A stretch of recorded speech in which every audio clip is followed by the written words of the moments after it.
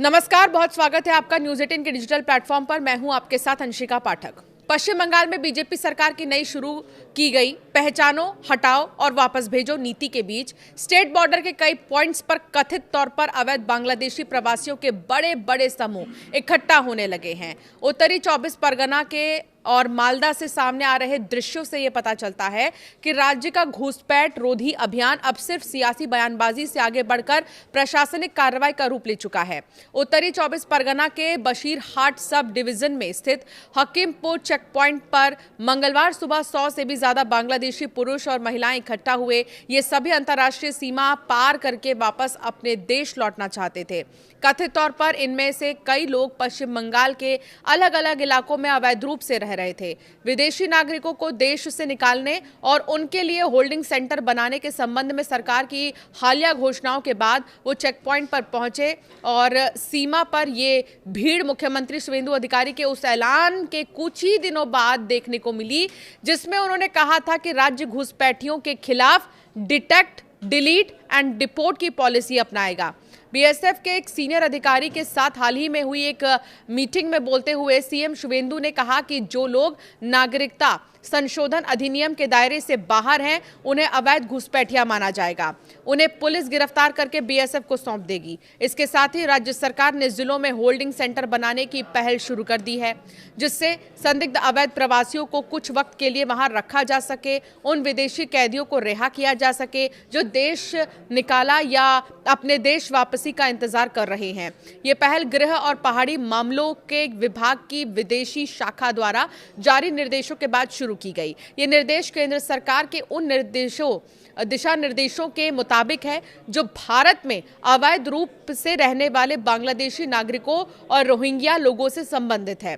मालदा पहला ऐसा जिला बन चुका है जहां इस तरह का होल्डिंग सेंटर काम करना शुरू हो चुका है। इंग्लिश बाजार शहर के चंदन पार्क में स्थित ये जगह फिलहाल जिले का एकमात्र होल्डिंग सेंटर है, जहां इसमें पहले ही 9 संदिग्ध बांग्लादेशी नागरिकों को रखा जा चुका है, जिनमें 3 महिलाएं और 6 नाबालिग शामिल हैं। इन हिरासत में लिए गए लोगों को गजौल पुलिस स्टेशन के तहत पांडुआ में पकड़ा गया था, जिसके बाद रविवार को उन्हें इस सेंटर में शिफ्ट किया गया।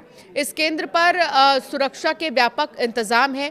24 घंटे निगरानी रखरखाव के लिए सीसीटीवी सर्विलांस के साथ साथ 12 पुलिस कर्मियों, सिविल डिफेंस स्टाफ, नागरिक स्वयं सेवकों और सहायक कर्मचारियों को तैनात किया गया है। अधिकारियों ने बताया है कि इन होल्डिंग सेंटर्स का मकसद अस्थायी ट्रांजिट सुविधा के तौर पर काम करना है, जहां अधिकारी दस्तावेजों की जांच करते हैं और नागरिकता की स्थिति तय करते हैं।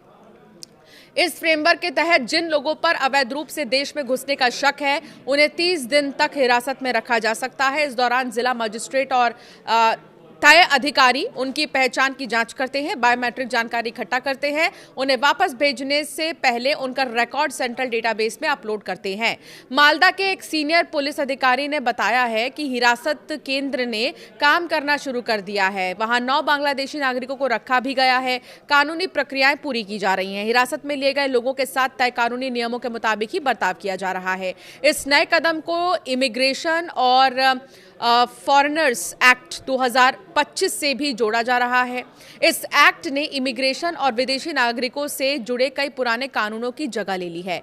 इस कानून ने निगरानी, हिरासत और देश निकले के लिए एक टेक्नोलॉजी बेस्ड ढांचा पेश किया। इसके साथ ही हेड कांस्टेबल या उससे ऊपर के रैंक वाले पुलिस अधिकारियों को संदिग्ध उल्लंघन पट्टियों को बिना वारंट के गिरफ्तार करने का अधिकार भी दिया है। सियासी स्तर पर इन डेवलपमेंट्स ने बंगाल में घुसपैठ और सिटीजनशिप पर लंबे वक्त से चल रही बहस को और तेज कर दिया है। बीजेपी नेताओं ने इस ड्राइव का स्वागत किया है और दावा ये किया है कि राज्य गैर कानूनी माइग्रेशन और एक्सट्रीमिस्ट नेटवर्क के लिए कमजोर हो गया है। नॉर्थ मालदा से बीजेपी सांसद का कहना है कि हमारे देश और हमारे राज्य को सुरक्षा की जरूरत है। बंगाल रोहिंग्या आतंकवादियों और जिहादी एलिमेंट्स के लिए एक कॉरिडोर बन गया था। हालांकि राज्य सरकार का यह कहना है कि सिटीजनशिप एक्ट के तहत सुरक्षित कम्युनिटीज इस कार्रवाई के दायरे से बाहर रहेंगी। केंद्र सरकार के बाद के एक छूट आदेश के तहत अफगानिस्तान, बांग्लादेश और पाकिस्तान से आए हिंदू, सिख, जैन, बौद्ध, पारसी और ईसाई अल्पसंख्यकों को सुरक्षा दी जाएगी और दी गई है, जो 31 दिसंबर 2024 से पहले भारत में दाखिल हुए थे। जैसे जैसे सीमा चौकियों के पास भीड़ जमा होती रही है और होल्डिंग सेंटर कड़ी सुरक्षा के बीच काम करना शुरू कर रहे हैं, पश्चिम बंगाल का घुसपैठ रोधी अभियान अब सख्त कार्रवाई वाले चरण में पहुंचता दिख रहा है। आने वाले हफ्ते में और भी लोगों को हिरासत में लिए जाने और उनकी पहचान, जांच और उन्हें वापस भेजने की प्रक्रिया शुरू होने की संभावना है।